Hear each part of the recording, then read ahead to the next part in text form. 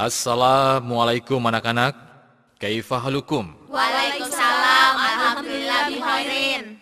Pelajaran fikih hari ini akan membahas masalah wudu, tayamum, dan sholat.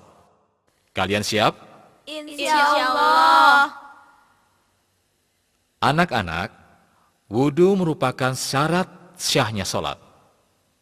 Rasulullah pernah bersabda, artinya, tidak akan diterima sholatnya tanpa bersuci terlebih dahulu.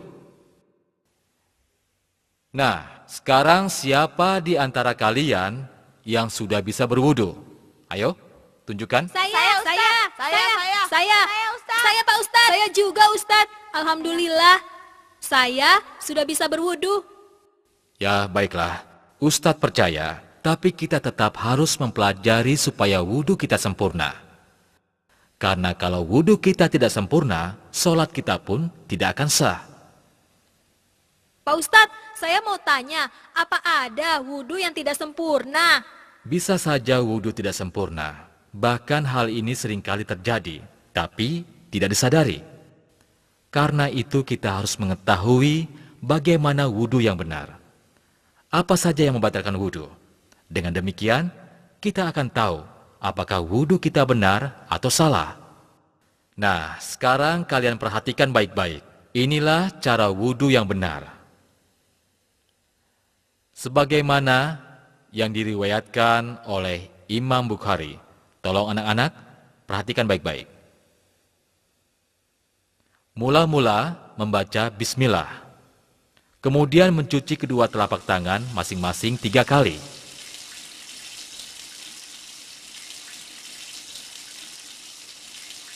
Berikutnya, berkumur-kumur dan memasukkan air ke dalam hidung sebanyak 3 kali. Kemudian mengeluarkannya.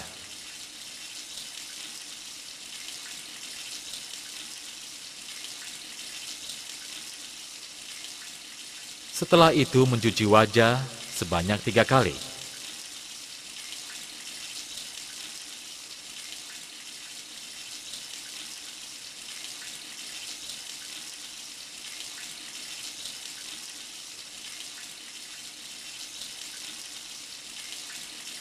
Lalu mencuci tangan kanan sampai siku sebanyak 3 kali.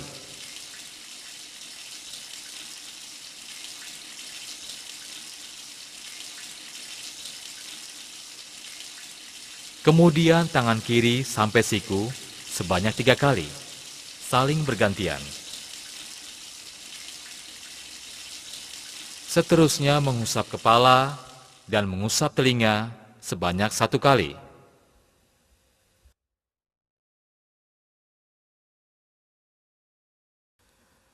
Terakhir mencuci kaki kanan sampai mata kaki sebanyak 3 kali. Kemudian kaki kiri sampai mata kaki sebanyak 3 kali. Saling bergantian.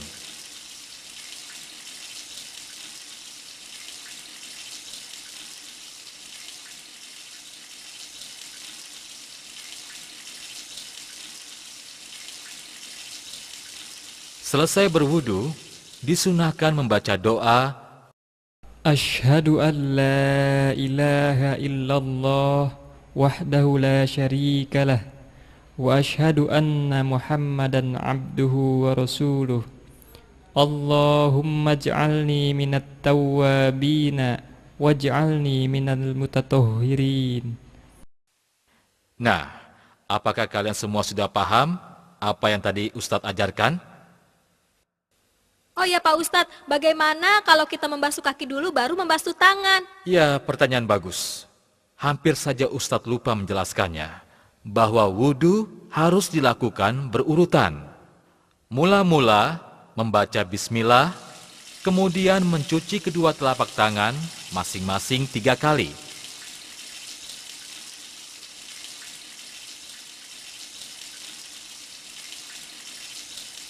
Berikutnya, berkumur-kumur dan memasukkan air ke dalam hidung sebanyak 3 kali. Kemudian mengeluarkannya.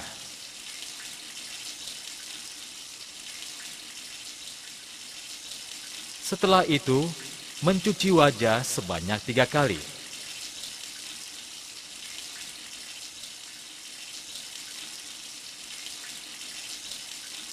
Lalu mencuci tangan kanan sampai siku 3 kali.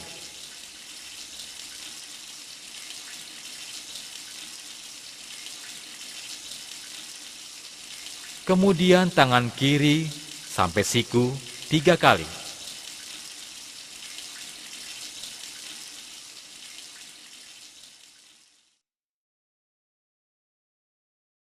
Seterusnya mengusap kepala dan mengusap telinga sebanyak 1 kali.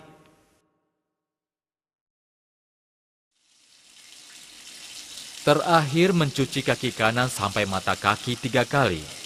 Kemudian kaki kiri sampai mata kaki 3 kali. Dan selesai berwudu, disunahkan membaca doa. Pak Ustadz, apakah wudhu kita bisa dikatakan sempurna jika semua urutan wudhu kita lakukan? Tidak mesti, bisa saja wudhu yang telah kita lakukan bisa batal. Itu karena beberapa hal. Kalau begitu Ustadz, apa saja yang bisa membatalkan wudhu? Baiklah, sekarang perhatikan baik-baik. Wudhu yang kita lakukan dengan baik dapat batal akibat beberapa hal. Pertama, karena sesuatu yang keluar dari kemaluan depan dan belakang, baik dari kemaluan maupun dari kotoran. Kedua, tidur lelap.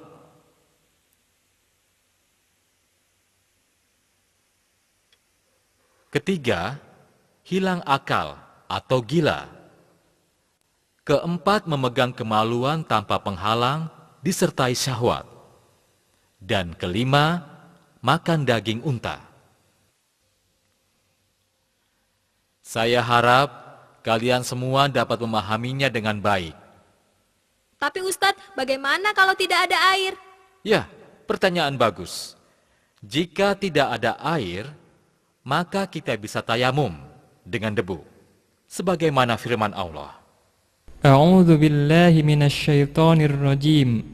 وإن كنتم مرضى أو على سفر أو جاء أحد منكم من الغائط أو لامستم النساء فلم تجدوا ماء فتيمموا صعيدا طيبا فامسحوا بوجوهكم وأيديكم منه ما يريد الله ليجعل عليكم من حرج ولكن يريد ليطهركم وليتم نعمته عليكم لعلكم تشكرون.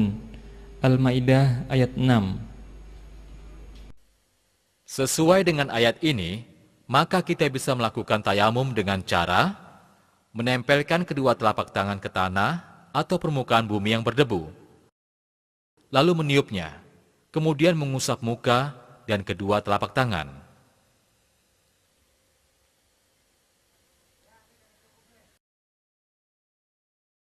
Ustadz, apa yang membatalkan wudhu sama dengan yang membatalkan tayamum? Ya, yang membatalkan tayamum sama dengan yang membatalkan wudhu, tapi ditambah dengan menemukan air, atau boleh menggunakan air kembali. Pertama, karena sesuatu yang keluar dari kemaluan depan dan belakang, baik dari kemaluan maupun dari kotoran. Kedua, tidur lelap.